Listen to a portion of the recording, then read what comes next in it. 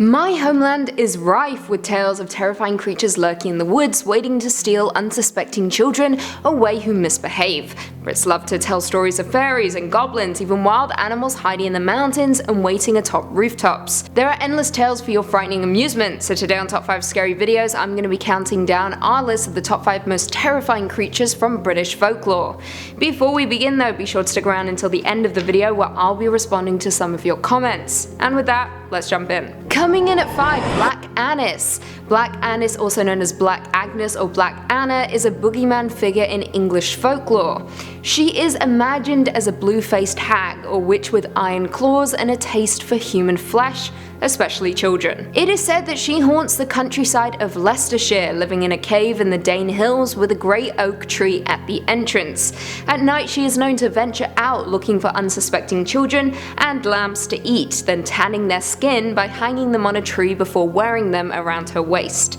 Legend goes that she used her iron claws to dig her cave out of the side of a sandstone cliff, making herself a home there, which is now referred to as Black Anse Bower Close. This legend actually led to parents warning their children that Black Anse would come and get them if they did not behave.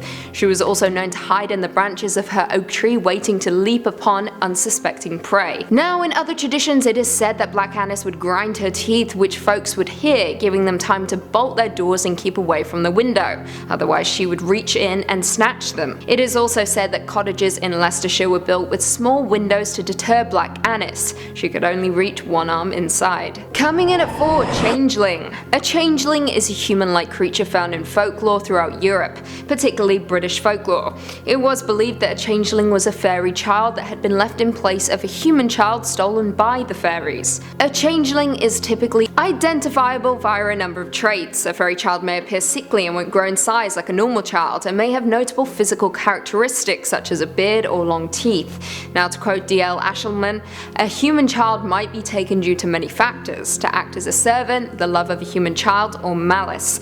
Most often it was thought that fairies exchanged the children. In rare cases, the very elderly of the fairy people would be exchanged in the place of a human baby, so that the old fairy could live in comfort being coddled by its human parents. Simple charms such as an inverted coat or open iron scissors left where the child sleeps were thought to ward them off. Other measures included a constant watch over the child. Now, in the Anglo-Scottish border region, it was believed that elves or fairies lived in elf hills or fairy hills. Along with this belief in supernatural beings was the view that they could spirit away children and even adults and take them back to their own world. Often it was thought a baby would be snatched and replaced with a simulation of the baby, usually a male adult fairy to be suckled by the mother. The real baby would be treated well by the elves and would grow up to be one of them, whereas the changeling baby would be discontented and wearisome. Coming in at 3, Black Shook. Also known as Old Shook, Old Shock, or simply Shook, this is the name given to an East Anglian ghostly black dog which is said to roam the coastline and countryside of East Anglia, one of the many ghostly black dogs recorded in folklore across the British Isles. Accounts of Black Shook form part of the folklore of Norfolk, Suffolk, Cambridgeshire Fens, and Essex. Now, the description of Black Shook varies in both shape and size, from that of a large dog to being the size of a calf or a horse.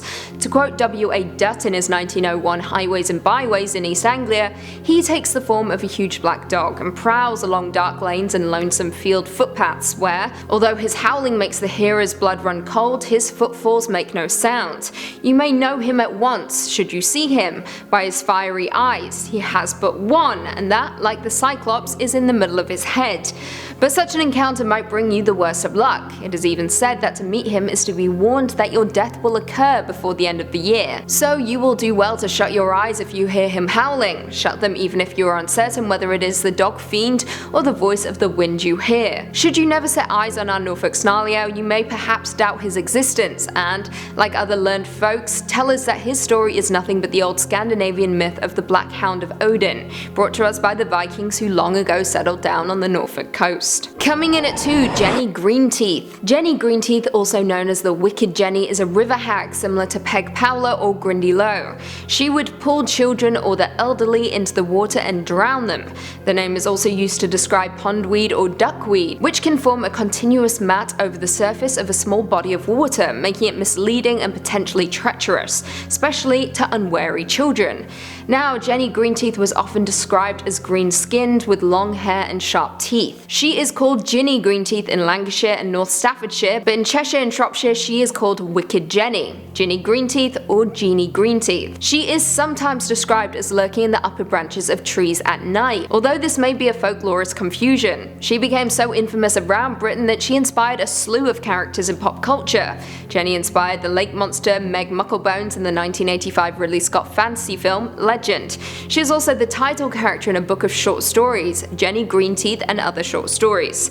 She is also the main subject of a poem Welsh Maiden by Joel Hayway. She also appears in a number of Dungeons & Dragons adventure modules, including DDEX01 Tales Treat Hell, DDAL0401 Suits of the Mist, DDAL0406 The Ghost, and DDAL0414 The Dark Lord. And finally, coming in at number 1, Beast of Bodmin Moor. In British folklore, the Beast of Bodmin Moor, also known as the Beast of Bodmin, is a phantom wildcat purported to live in Cornwall, England, United Kingdom.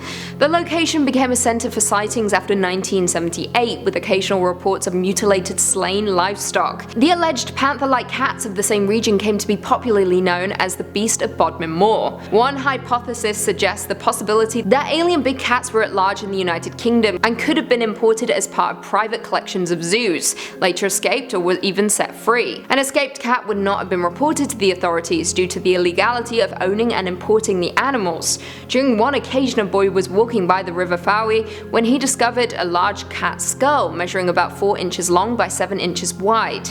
The skull was lacking its lower jaw but possessed 2 sharp, prominent canines that suggested it might have been a leopard. The story, of course, hit the national press before it was sent to the Natural History Museum in London. Now, in general, scientists reject such claims because of the improbably large numbers necessary to maintain a breeding population, and because climate and food supply issues would make such purported creatures' survival in reported habitats very unlikely. Well, there we have it. Do you guys agree with our list? Were there any creatures from British folklore that we missed? Leave us all your thoughts and feelings in the comments down below. Perhaps we can do a part 2. Before I go though, I just want to respond to a few comments from one of our last videos, top 5 scariest creatures from another dimension. Wingy158 said, I am not worthy of Lucy's 2 shoulders. Don't worry, they won't be on show. Just the one for now. Just that one, and that one time only. Rachel Mathis said, straight into the point, Lucy, great video. Well, Rachel Mathis, it's the straightest I've ever been. Beth Marsh said, Lucy, thank you for showing us the bloopers. Now I know that you're human just like the rest of us. Yeah, I f up a lot, all the time. All the time. Chris, you can confirm that. Yep. Can't help it. Nick Limscombe said, oh, you done goofed, whoever told Lucy to show skin. If you think she's dangerous, think about those that raised her. Hashtag your funeral. That is very true. You did tell me to show more skin. My dad watches these videos, and he will find you. He is the Scottish Liam Neeson. And on that note, if you haven't already, be sure to give this video a big thumbs up, subscribe, and turn on notifications so you never miss another scary vid. And until next time, see you later. DDAL0406 The Ghost and... Did I not finish that? The Ghost and... Oh, The Ghost. And BB, yeah. I wasn't gonna get that. Rachel Mathis said, straight into the point, Lucy, great video. It's the straightest I've ever been.